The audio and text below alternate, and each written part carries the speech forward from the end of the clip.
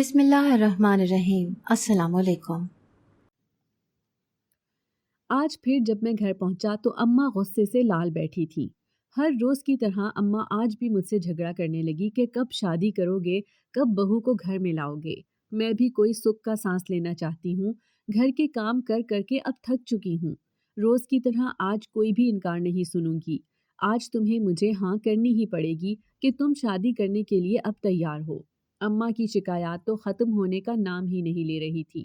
پتہ نہیں کیا سوچ کر رکھا ہوا ہے، تمہاری عمر کے لڑکے تو 3 بچوں کے باپ بن چکے ہیں، جبکہ تم نے آج تک کسی لڑکی کو پسند تک نہیں کیا۔ جس لڑکی کے بارے میں بولتی ہوں اس کے بارے میں منع کر دیتے ہو۔ پتہ نہیں کس سے شادی کرنے کے بارے میں سوچا ہوا ہے، بتا بھی تو نہیں رہے ہو۔ اگر مجھے کچھ بتا بھی دو پھر بھی میں ان کے پاس رشتہ لینے کے لیے چلی جاؤں۔ اگر خود کو کوئی لڑکی پسند نہیں ہے تو مجھے ہی کہہ دو، میں تمہارے لیے کوئی لڑکی پسند کر کے تمہاری شادی کروا دوں۔ اب میں انکار بالکل بھی نہیں سنوں گی۔ اماں کی بھی کوئی غلطی نہیں تھی۔ واقعی میں میرے محلے یا میرے رشتہ داروں میں میرے ہم عمر لڑکے 2 بچوں کے باپ بن گئے تھے، جبکہ میں ابھی تک حنا کے انتظار میں اپنی جوانی برباد کر رہا تھا۔ حنا سے میں بے انتہا محبت کرتا تھا اور میں اسی سے شادی کرنا چاہتا تھا، پر جب بھی میں اس کو شادی کے لیے بولتا تو وہ ٹال مٹول دیتی اور یہی کہتی کہ میرے گھر والے تمہاری برادری میں شادی کرنے سے انکار کر دیں گے، کیونکہ ہمارے خاندان میں کبھی بھی کوئی لڑکی خاندان سے باہر نہیں گئی ہے، اس لیے میرا بابا سے اس بارے میں بات کرنا بالکل ہی بیکار ہے۔ حنا اور میں کالج میں ساتھ پڑھے تھے، وہ بھی مجھ سے بہت زیادہ محبت کرتی تھی۔ میں تو شریف سا لڑکا تھا، مجھے تو لڑکیوں کی طرف آنکھ اٹھا کر دیکھنے کی عادت ہی نہیں تھی۔ حنا نے خود ہی مجھے پسند کیا اور مجھ سے محبت کا اظہار کیا۔ حنا کا اس طرح مجھے وقت دینا اور میرا اتنا زیادہ خیال رکھنا مجھے بھی اس کی محبت میں گرفتار کر چکا تھا۔ اب تو میرا ایک پل بھی حنا کے بغیر جینا ممکن نہیں تھا۔ اگر وہ ایک بار بولتی کہ تم ہمارے گھر آؤ اور میرے ماں باپ سے میرا رشتہ مانگ کر کوشش کر کے دیکھ لو تو بھی میں ایک پل کی دیر نہ لگاتا، پر حنا نے ان 5 سالوں میں مجھے کوئی امید نہیں دلائی تھی۔ وہ ہمیشہ مجھ سے کہتی تھی کہ میں تم سے بہت زیادہ محبت کرتی ہوں، میں تمہارے بغیر بالکل نہیں رہ سکتی، پر اپنے ماں باپ کو منانے کی بالکل کوشش نہیں کرتی تھی۔ اور میں امی کو شادی کے لیے انکار کر کر کے اب تھک چکا تھا۔ امی کی بھی کوئی غلطی نہیں تھی، وہ گھر میں بالکل اکیلی تھی۔ ہم 3 بھائیوں کو سنبھالنا ان کو اب مشکل لگ رہا تھا۔ تینوں بھائی ہم جاب کرتے تھے اور تینوں کے کپڑے دھونا، پریس کرنا، ہم سب کے کھانے کی ذمہ داری اور گھر کی صاف ستھرائی کی ساری ذمہ داری امی پر ہی تھی۔ امی کو میں نے ہمیشہ بولا تھا کہ میں آپ کے لیے کوئی ملازمہ رکھ لیتا ہوں، پر امی کو گھر میں ملازمہ کو ہونا بالکل پسند نہیں تھا۔ وہ گھر کا سارا کام خود ہی کرنا پسند کرتی تھی۔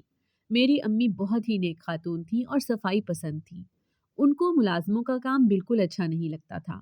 ایسا نہیں تھا کہ ہمارے گھر میں کوئی ملازمہ شروع سے نہیں تھی، بلکہ ہم نے کافی ملازماؤں کو رکھ کر دیکھ لیا تھا، پر امی کو کسی کا کام اچھا نہیں لگا تھا، اسی لیے انہوں نے ساری ملازماؤں کو جواب دے دیا۔ کیونکہ میں سب سے بڑا تھا، اسی لیے امی سب سے پہلے میری شادی کروانا چاہتی تھی۔ بڑے کے ہوتے ہوئے اگر چھوٹے بھائی کی شادی ہو جائے تو لوگ ہمیشہ باتیں ہی بناتے رہتے ہیں کہ بڑا شادی کیوں نہیں کر رہا، ضرور کوئی نہ کوئی مسئلہ ہوگا۔ اسی لیے امی نہیں چاہتی تھی کہ کوئی بھی میرے بارے میں ذرا سی بھی بات بنائے۔ میں بچپن سے ہی امی کو بہت زیادہ پیارا تھا، کیونکہ میں ان کی پہلی اولاد بھی تھا، اور میں بچپن میں کافی بیمار بھی رہا تھا۔ اسی لیے جس بچے کو انسان زیادہ وقت دیتا ہے اور اس کی خدمت کرتا ہے، اس کی بیماری دیکھتا ہے، تو وہ بچہ اپنے ماں باپ کو بہت زیادہ عزیز ہو جاتا ہے۔ میرے لیے اور میرے بھائیوں کے لیے محلے سے اور رشتہ داروں سے کافی سارے رشتے آئے ہوئے تھے، پر امی نے سب کو انکار کر رکھا تھا، کیونکہ میں امی کو انکار کر دیتا تھا کہ میں ابھی کسی سے بھی شادی نہیں کرنا چاہتا، اور آپ میرے لیے کہیں پر بھی رشتہ نہ دیکھیں۔ اب امی کی عمر بھی کافی ہو گئی تھی، وہ گھر کی اور ہم بھائیوں کی ذمہ داری نہیں اٹھا پا رہی تھی، اور وہ دن بدن کمزور ہوتی جا رہی تھی۔ اسی لیے مجھے اپنی ماں کا بہت زیادہ احساس تھا۔ میں نے آج حنا سے 2 ٹوک بات کر ہی لی تھی کہ اگر تمہیں مجھ سے شادی کرنی ہے تو بتا دو، ورنہ یہ مت کہا کرو کہ میں تم سے بے انتہا محبت کرتی ہوں، میں تمہارے بغیر نہیں رہ سکتی۔ اگر تم میرے بغیر نہ رہ سکتی ہوتی تو تم گھر میں اپنے ماں باپ سے میرے لیے بات کر چکی ہوتی۔ تمہیں مجھ سے شادی ہی نہیں کرنی۔ تو اس بات پر حنا مجھ سے کافی زیادہ ناراض ہو گئی۔ میں حنا کی ناراضگی بالکل برداشت نہیں کر سکتا تھا، کیونکہ میں اس سے بہت زیادہ محبت کرتا تھا۔ اس نے اپنا فون نمبر بند کر دیا تو میں اور پریشان ہونے لگا کیونکہ وہ مجھ سے بہت ناراض تھی اور میں اس سے رابطے میں صرف فون پر ہی تھا۔ میرا اور ہنا کا ملنا بہت کم ہوتا تھا۔ کبھی کبھار ہی میں کہیں دور سے ہنا کی جھلک دیکھ لیتا تھا، ورنہ ہم دونوں کبھی بھی کسی ریسٹورانٹ میں یا کسی ہوٹل میں نہیں ملتے تھے، کیونکہ میں ہنا کو ہمیشہ عزت دینا چاہتا تھا۔ میں اس کو اس طرح ہوٹلوں میں بٹھا کر خوار نہیں کرنا چاہتا تھا، اسی لیے ہم فون پر ہی بات کرتے تھے۔ اور کالج کی پڑھائی مکمل ہونے کے بعد ہم دونوں صرف فون پر ہی بات کرنے کو صحیح سمجھتے تھے۔ ہنا نے جب اپنا نمبر بند کر دیا تو میں نے ہنا کی ایک دوست کو کال کر دی، کیونکہ ہنا اکثر اس دوست کے نمبر سے بھی مجھے کال کر لیا کرتی تھی جب کبھی اس کے فون میں پیکج نہ ہوتا تھا یا اس کے فون کی بیٹری ختم ہو جاتی تھی۔ ہنا کی وہ دوست اس کی کزن بھی تھی جو اس کے ساتھ ہی رہتی تھی۔ جب میں نے اس کی دوست ماریا کو کال کی تو ماریا نے مجھے بتایا کہ حامد بھائی آپ بہت اچھے لڑکے ہیں، اسی لیے میں آپ کو یہ بات بول رہی ہوں۔ آپ مجھے اپنی بہن سمجھ سکتے ہیں اور میں آپ کو اپنا بھائی مان کر یہ بات بول رہی ہوں۔ آپ جتنی محبت ہنا سے کرتے ہیں، ہنا بالکل آپ سے اتنی محبت نہیں کرتی۔ آپ یہ سوچتے ہیں کہ ہنا آپ کے علاوہ کسی اور سے شادی نہیں کر سکتی، تو آپ بالکل غلط ہیں۔ اس کی کچھ ہی دن میں اب انگیجمنٹ ہونے والی ہے اور وہ اپنی منگنی سے بہت زیادہ خوش ہے۔ وہ لڑکا آپ سے کئی گنا زیادہ امیر ہے۔ آپ تو صرف ایک نوکری کرتے ہیں، پر وہ ایک رئیس خاندان سے ہے۔ ہنا اپنی اس منگنی سے بہت زیادہ خوش ہے۔ آپ اس غلط فہمی میں نہ رہیں کہ ہنا آپ سے محبت کرتی ہے تو کسی اور کے بارے میں سوچ ہی نہیں سکتی۔ وہ دن رات اب اپنے منگیتر کے بارے میں سوچتی ہے، اسی لیے اس نے وہ سم نکال دی ہے جس کا نمبر آپ کے پاس ہے، اور اس نے اپنے فون میں اب دوسری سم لگا دی ہے جس کا نمبر اب اس کے منگیتر کے پاس ہے۔ وہ دن رات اب اپنے منگیتر سے بات کرتی رہتی ہے، اور آپ ہو کہ ہنا کی جدائی میں اتنے پریشان ہو رہے ہو۔ آپ بھی اس کو بھول جاؤ، وہ بالکل آپ سے محبت نہیں کرتی۔ اگر وہ آپ سے محبت کرتی ہوتی تو کبھی بھی اس رشتے پر راضی نہ ہوتی۔ وہ تو اس رشتے پر بہت خوش ہے اور ہواؤں میں اڑ رہی ہے۔ ماریا کی یہ بات سن کر تو میرے پیروں تلے سے زمین نکل گئی۔ مجھے ہنا کی ہر وہ بات یاد آ رہی تھی جب وہ مجھے کہتی تھی کہ میں تمہارے بغیر ایک پل بھی نہیں رہ سکتی اور نہ ہی کسی اور کے بارے میں سوچ سکتی ہوں۔ ہنا کی ناراضگی صرف ایک بہانہ تھی۔ اس نے اپنے منگیتر سے بات کرنے کے لیے نمبر بند کیا ہوا تھا اور دوسرا نمبر آن کر لیا تھا۔ ہنا کی سچائی اب میرے سامنے آ چکی تھی۔ مجھے بالکل یقین نہیں آ رہا تھا کہ وہ بے وفا ہو سکتی ہے، کیونکہ ہم دونوں نے 3 سال ساتھ گزارے تھے۔ ماریا کی کہی ہوئی بات مجھے بالکل سچ لگ رہی تھی، کیونکہ ہنا کا رویہ اب بالکل بدل چکا تھا اور وہ ہمیشہ سے ہی مجھ سے شادی کرنے کے لیے راضی نہیں ہوتی تھی۔ میں جب بھی اس کو کہتا تھا کہ تمہارے ماں باپ کو منانے کی ذمہ داری میری ہے، تو وہ مجھے اپنے گھر آنے سے بھی منع کر دیتی تھی۔ میں نے بھی اب ہنا کو بھول جانے میں ہی عقل مندی سمجھی اور امی کو شادی کے لیے ہاں کی۔ جب میں نے امی کو شادی کے لیے بولا تو امی اتنی خوش ہوئی کہ امی کی خوشی دیکھ کر میں افسوس کر رہا تھا ان دنوں پر جب میں امی کو شادی کے لیے انکار کرتا تھا۔ ہر ماں باپ کی کتنی خواہشیں ہوتی ہیں اور ارمان ہوتے ہیں اپنے بچوں کی شادی کو لے کر، اور میں نے امی کو اتنا انتظار کروا کے بہت غلط کیا تھا۔ ہنا کو بھولنا تو میرے لیے بہت ہی مشکل تھا، پر اس کی بے وفائی کے بارے میں سوچ کر میں اس کو یاد کرنا اب بالکل نہیں چاہتا تھا۔ جب سے امی کو شادی کے لیے ہاں کی تھی، تب سے امی نے میرے لیے ایک لڑکی دیکھنا شروع کر دی۔ کچھ ہی دنوں میں محلے کی ایک بہت ہی نیک خاندان کی لڑکی مجھے مل گئی جس کا نام ماریا تھا۔ اماں نے ماریا کے ساتھ میری منگنی کر دی اور کچھ ہی دنوں میں شادی کرنے کا فیصلہ کیا۔ اماں نے پورے محلے کی عورتوں اور لڑکیوں کو گھر بلا کر شادی سے 8 دن پہلے ہی ڈھولک رکھی تھی۔ گھر میں اتنی رونق آ گئی تھی جسے دیکھ کر اماں بہت زیادہ خوش ہوتی تھی اور اماں کو خوش دیکھ کر میں بہت خوش ہوتا تھا۔ انہی دنوں میں اماں کی طبیعت اچانک ایک رات بگڑ گئی اور وہ رات کے تقریباً 3 بجے مجھے آوازیں لگانے لگی۔ اماں کی آواز سنتے ہی میں ایک دم پریشان ہو گیا کہ اس وقت اماں کو کیا ضرورت پیش آ گئی ہے جو وہ مجھے آوازیں لگا رہی ہیں، کیونکہ میرا کمرہ اماں کے کمرے سے تھوڑا دور تھا۔ میرے دونوں بھائی گھر پر نہیں تھے، وہ اپنی نوکری کے سلسلے میں دوسرے شہر رہتے تھے۔ اماں کی آواز سن کر میں اسی وقت دوڑتا ہوا اماں کے پاس چلا گیا، کیونکہ میں اس وقت ہنا کو یاد کر کے رو رہا تھا۔ اکثر مجھے اس کی یاد میں راتوں کو نیند بہت کم آتی تھی۔ میں اماں کے پاس جیسے ہی پہنچا تو اماں تیز تیز سانسیں لے رہی تھیں۔ میں نے ان کو پانی پلایا اور ان سے پوچھنے لگا کہ طبیعت کیسی ہے۔ یہ سب بتانے سے ہی پہلے اماں بے ہوش ہو گئیں۔ اماں کو بے ہوش دیکھ کر میں بہت پریشان ہو گیا اور ان کو اٹھا کر فوراً ہی اپنی گاڑی میں ڈال کر ہسپتال لے گیا۔ ہسپتال پہنچنے کے بعد ڈاکٹر نے اماں کا چیک اپ کیا اور اس کو 1-2 انجیکشن لگائے، جس کے بعد ڈاکٹر نے مجھے کہا کہ ان کو آرام کی ضرورت ہے۔ آپ ان کو آرام کرنے دیں، کل صبح ہوتے ہی ہم ان کے کچھ ضروری ٹیسٹ کریں گے۔ مجھے اماں کی بہت زیادہ فکر ہو رہی تھی، کیونکہ پہلے بھی وہ میری خاطر کافی پریشان رہی ہیں اور اب میں اماں کو صرف اور صرف خوشیاں ہی دینا چاہتا تھا۔ میں ان کو اس طرح بیمار نہیں دیکھنا چاہتا تھا۔ میں یہی چاہتا تھا کہ اب میں اماں کی ہر خواہش اور ان کی ہر خوشی کا خیال کروں گا۔ اماں اگلی صبح کو جیسے ہی ہوش میں آئیں تو مجھے بلانے لگی۔ میں اٹھ کر فوراً ہی ان کے پاس گیا۔ اماں نے مجھے کہا کہ بیٹا، مجھے لگتا ہے اب میرے دن کم ہو گئے ہیں۔ میں تمہاری شادی اب جلد از جلد کرنا چاہتی ہوں۔ میں نے اماں کو کہا، اللہ پاک میری زندگی بھی آپ کو دے، آپ اس طرح کیوں بول رہی ہیں؟ اماں نے مجھے کہا کہ میں تمہاری شادی کروانا چاہتی ہوں، کیونکہ شادی میں تو ابھی 1 ہفتہ ہی رہ گیا تھا۔ میں نے اماں کو کہا، اماں 8 دن بعد شادی ہے۔ تو اماں نے کہا کہ جو شادی 8 دن بعد کرنی ہے وہ کل ہی کر دیں تو بہتر رہے گا۔ مجھے اپنی زندگی پر کوئی یقین نہیں ہے، مجھے بہت ڈر لگ رہا ہے، مجھے یہی لگ رہا ہے کہ میں اب بہت جلد اس دنیا سے چلی جاؤں گی۔ اماں کی باتیں مجھے بہت ڈرا رہی تھی، میں اماں کو کھونا ہرگز نہیں چاہتا تھا۔ میں نے فوراً ڈاکٹر سے بات کی اور ان سے ٹیسٹ کرنے کے بارے میں بولا جو ڈاکٹر نے کل رات کو مجھے کروانے کے لیے بولا تھا۔ ڈاکٹر نے ٹیسٹ لکھ کر دیے تو میں فوراً ہی اماں کو لیبارٹری لے گیا وہ ٹیسٹ کروانے کے لیے۔ ڈاکٹر نے بولا کہ اب جب تک رپورٹس آ جائیں تب تک تم اپنی ماں کو گھر لے جا سکتے ہو۔ میں اپنی امی کو گھر لے آیا اور ڈاکٹر کی دی ہوئی دوائیاں ان کو کھلاتا رہا۔ میں اپنی امی کا بہت زیادہ خیال رکھنے لگا اور ان کی یہ بات بھی میرے ذہن میں تھی کہ وہ اب میری شادی دیکھنا چاہتی ہیں۔ میں نے ماریا کی امی کو فون کر کے امی کو فون پکڑا دیا۔ امی نے ماریا کی ماں کو ساری بات بتا دی کہ میں اب حامد کی شادی کل ہی کرنا چاہتی ہوں اور شادی کوئی دھوم دھام سے نہیں ہوگی، بس سادگی کے ساتھ نکاح ہی ہوگا۔ ماریا کی ماں تو یہ بات مان گئی کیونکہ وہ بہت اچھی خاتون تھی اور امی سے ان کی بہت اچھی بنتی تھی۔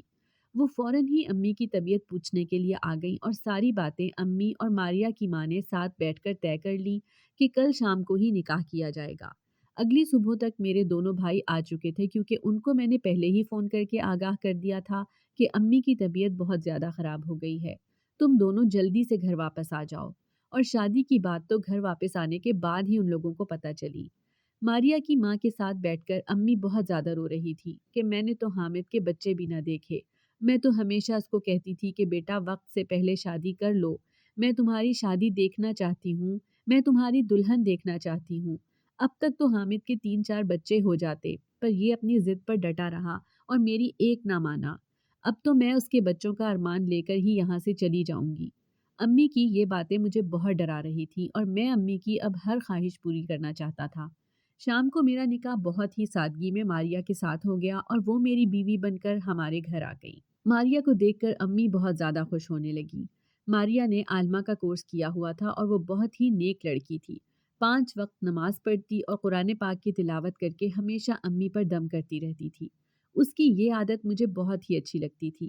ماریا نے چند ہی دنوں میں ہمارے گھر کو جنت بنا دیا تھا۔ وہ ہمارے گھر کو بہت اچھے طریقے سے سنبھالتی تھی اور امی اس سے بہت زیادہ خوش تھی۔ ماریا آہستہ آہستہ میرے دل میں اپنے لیے جگہ بناتی جا رہی تھی۔ جس طرح وہ امی کی خدمت کرتی تھی مجھے اس پر بہت ہی پیار آتا تھا۔ شادی کے تقریباً 4 دن بعد امی کی رپورٹس آنی تھی جو میں لینے کے لیے ہسپتال چلا گیا۔ جیسے ہی ڈاکٹر نے مجھے اپنے روم میں بلایا تو میں تھوڑا گھبرانے لگا۔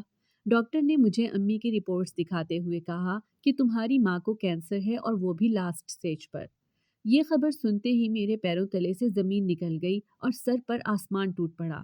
مجھے یقین نہیں آ رہا تھا کہ اتنی جلدی امی کو کینسر جیسی موذی بیماری نے کیسے جکڑ لیا، کیونکہ دکھنے میں تو امی بالکل ہی صحت مند اور تندرست لگتی تھی۔ ڈاکٹر نے مجھے بتایا تھا کہ اکثر یہ بیماری لاسٹ میں ہی نظر آتی ہے، جب تک انسان کو اندر سے ختم کر چکی ہوتی ہے۔ ڈاکٹر کے مشورے سے میں نے امی کی دوائیاں لیں اور فوراً ہی گھر چلا گیا۔ اب میں دن رات امی کی خدمت کرنا چاہتا تھا اور ان کے قدموں میں رہنا چاہتا تھا۔ ماریا بھی امی کی دل و جان سے خدمت کرتی تھی۔ میں نے امی کی بیماری کے بارے میں اپنے دونوں بھائیوں اور ماریا کو بتا دیا تھا۔ امی کی اب صرف یہ خواہش تھی کہ وہ میرا بچہ دیکھیں۔ شادی کے 1 مہینہ گزر جانے کے بعد میں ماریا کو ڈاکٹر کے پاس لے گیا اور کنسیو کرنے کے لیے ڈاکٹر سے علاج لے لیا۔ डॉक्टर ने हमें पहले तो कहा कि 2 साल तक तो आपको इंतज़ार करना पड़ेगा। अगर 2 साल तक आपकी बीवी कंसीव नहीं करती तो फिर हम इलाज करेंगे। पर मैंने डॉक्टर को अपनी मजबूरी बता दी तो डॉक्टर भी हमारी मजबूरी को समझ गई और उसने मारिया को इलाज दे दिया। अम्मी दिन ब दिन कमज़ोर होती जा रही थी और उनकी ये कमज़ोरी मुझसे देखी नहीं जा रही थी। शादी के 3 महीने के बाद मारिया उम्मीद से हुई तो ये खबर सुनने के बाद अम्मी थोड़ी बहुत खुश नजर आने लगी। थोड़ी बहुत नहीं बल्कि बहुत ज़्यादा खुश लगने लगी। अम्मी ये खबर सुनने के बाद पूरे मोहल्ले में मिठाई बांटना चाहती थी। मैंने भी हलवाई की पूरी दुकान ही खरीद कर अम्मी के सामने रख दी, जिसे अम्मी ने खुद अपने हाथों से मोहल्ले में बांटा। और मोहल्ले की सारी औरतें अम्मी को मुबारकबाद देने आईं तो अम्मी बहुत खुश हो रही थी। अम्मी की ये खुशी मेरे लिए बहुत अजीज थी और मैं इसी तरह उनको हर वक्त खुश रखना चाहता था, क्योंकि अम्मी की बीमारी ने हम तीनों भाइयों को अंदर से ख़त्म कर दिया था। हम अम्मी को खोना नहीं चाहते थे क्योंकि अम्मी ने बाबा के बाद हमें माँ बाप दोनों बनकर पाला था।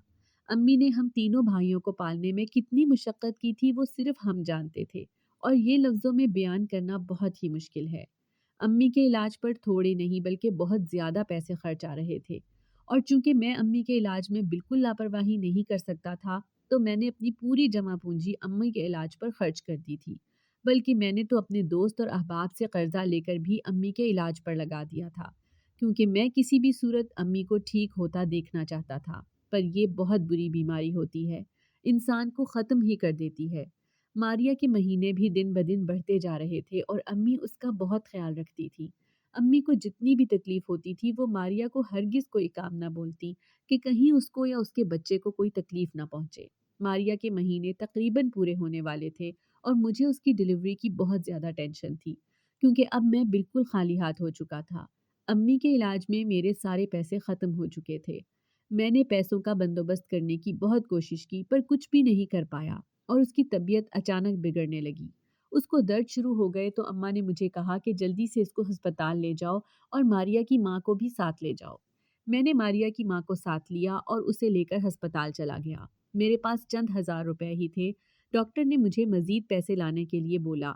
मारिया की तकलीफ आहिस्ता आहिस्ता बढ़ती ही जा रही थी, पर डॉक्टर ने मुझे कहा कि डिलीवरी होना अब मुमकिन नहीं है, ऑपरेशन ही करना पड़ेगा, क्योंकि नॉर्मल डिलीवरी होगी तो माँ और बच्चा दोनों में से कोई एक ही बच पाएगा। इसलिए ज़रूरी है कि ऑपरेशन किया जाए, और ऑपरेशन के लिए तकरीबन 1 लाख रुपए की ज़रूरत पेश आएगी। मुझे और कुछ न सूझा तो मैं उसी वक्त दौड़ता हुआ अपने बॉस के पास चला गया जहाँ पर मैं नौकरी करता था।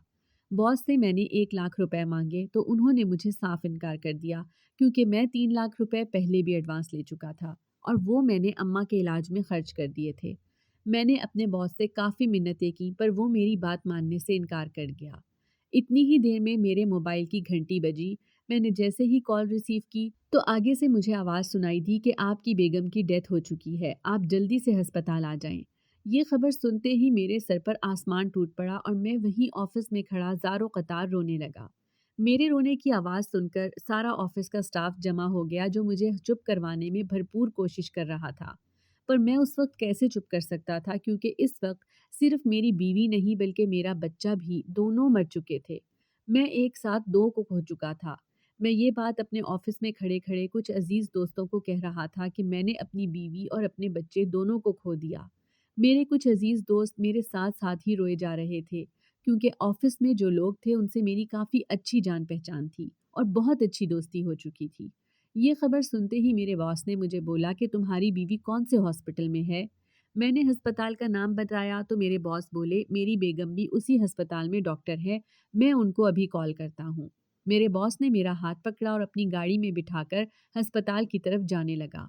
वो गाड़ी में बैठकर गाड़ी चलाते हुए साथ साथ अपनी बेगम से भी बात कर रहा था और उसको बोल रहा था कि मारिया की अभी अभी डेथ हुई है, हो सकता है कि उसका बच्चा भी जिंदा हो, जल्दी से ऑपरेशन करके उसके बच्चे को बाहर निकालो, ऑपरेशन का सारा खर्चा मैं ही उठाऊंगा। मेरे बॉस की ये बात सुनने के बाद मेरे दिल में थोड़ी बहुत उम्मीद जागी कि शायद हो सकता है मेरा बच्चा बच जाए, क्योंकि मैं अपनी बीवी को तो खो ही चुका था।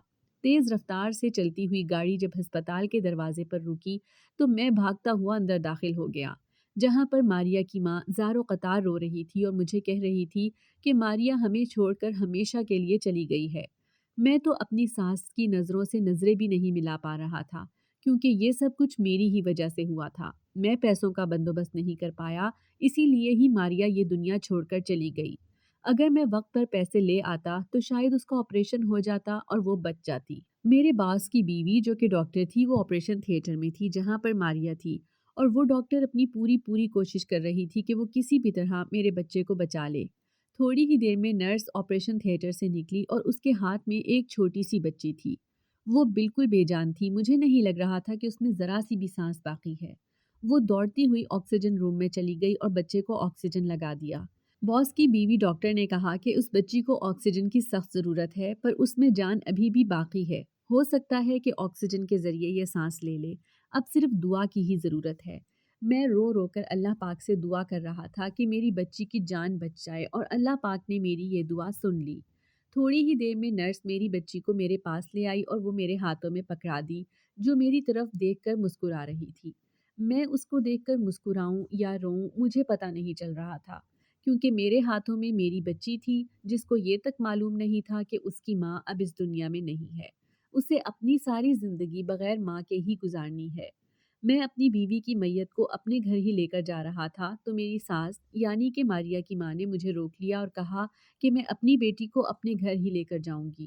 تمہاری ماں کی طبیعت پہلے ہی صحیح نہیں ہے، اس لیے ان کی صحت کے لیے بھی یہ ٹھیک نہیں ہے کہ ان کو ابھی ماریا کی موت کے بارے میں پتہ چلے۔ ماریا کی ماں ماریا کو لے کر اپنے گھر چلی گئی۔ مجھے ماریا کی موت کا بہت زیادہ دکھ تھا، پر میں نے اب اپنی بچی کو بھی سنبھالنا تھا، اسی لیے اب مجھے ہمت سے ہی کام لینا تھا۔ میں نے سوچا پہلے اپنی بچی کو امی کے پاس لے جاتا ہوں اور پھر ہی ماریا کی تدفین کرواتا ہوں۔ میں اپنی بچی کو لے کر جیسے ہی امی کے روم میں پہنچا تو امی کو دیکھ کر تو میری جان ہی نکل گئی، کیونکہ امی کے کپڑوں پر سارا خون لگا ہوا تھا اور وہ بے ہوش بے جان پڑی ہوئی تھی۔ انہوں نے شاید خون کی الٹیاں کی تھیں جس کی وجہ سے سارا خون ان کے چہرے اور ان کے کپڑوں پر لگ گیا تھا۔ میں نے بچی کو صوفے پر لٹایا اور امی کو آوازیں دینا شروع کر دیں۔ میں نے پانی کے چھینٹے امی کو لگائے پر امی کوئی بھی رسپانس نہیں دے رہی تھی۔ میں سمجھ گیا کہ امی اب ہمیں چھوڑ کر ہمیشہ کے لیے جا چکی ہیں۔ میں چیخ چیخ کر رونے لگا۔ ماریا کے ساتھ ساتھ اب میں امی کو بھی کھو چکا تھا۔ مجھ پر اتنی بڑی قیامت ایک ساتھ ٹوٹ سکتی ہے میں نے کبھی سوچا بھی نہیں تھا۔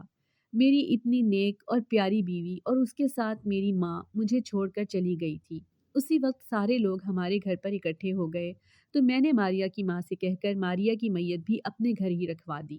دونوں میتیں ہمارے آنگن میں پڑی ہوئی تھیں جنہیں دیکھ کر میری جان جا رہی تھی۔ ماریا اور امی کی تدفین کے بعد میری تو حالت بہت ہی خراب ہو گئی تھی۔ مجھے ہوش تک نہیں تھا کہ میں اپنی چھوٹی سی بچی کو سنبھال سکوں۔ میرے دونوں بھائی اور ماریا کی ماں ہی اس بچی کو دیکھ رہے تھے، کیونکہ یہ دکھ جو مجھے ملا تھا یہ میری برداشت سے بڑھ کر تھا۔ کچھ دنوں کے بعد ہی میں نے اپنے آپ کو سنبھالا تو پھر میں نے اپنی بیٹی کو گود میں اٹھایا۔ اب میں اپنا سارا وقت اپنی بیٹی کو ہی دیتا ہوں، کیونکہ میں اپنی ماں اور اپنی بیوی دونوں کا خیال نہیں رکھ پایا، اور اس بات کا دکھ مجھے زندگی بھر رہے گا۔ میں نے اپنی بیٹی کا نام زلیخا رکھا کیونکہ زلیخا میری ماں کا نام تھا۔ میں اپنی بیٹی زلیخا کا اب بہت زیادہ خیال رکھتا ہوں اور میں چاہتا ہوں کہ میری بیٹی کو مجھ سے کوئی بھی شکایت نہ رہے۔ وہ بڑی ہو کر یہ کہہ سکے کہ میرے بابا نے میری ہر خواہش پوری کی، میری ہر بات مانی۔ میں اس کو اب ماں باپ دونوں کا پیار دیتا ہوں تاکہ وہ کبھی اپنی ماں کی کمی محسوس نہ کر سکے۔ اگر آپ کو ہماری آج کی کہانی پسند آئی ہے تو اسے لائک کریں، شیئر کریں اور چینل کو سبسکرائب کرنا مت بھولیے گا۔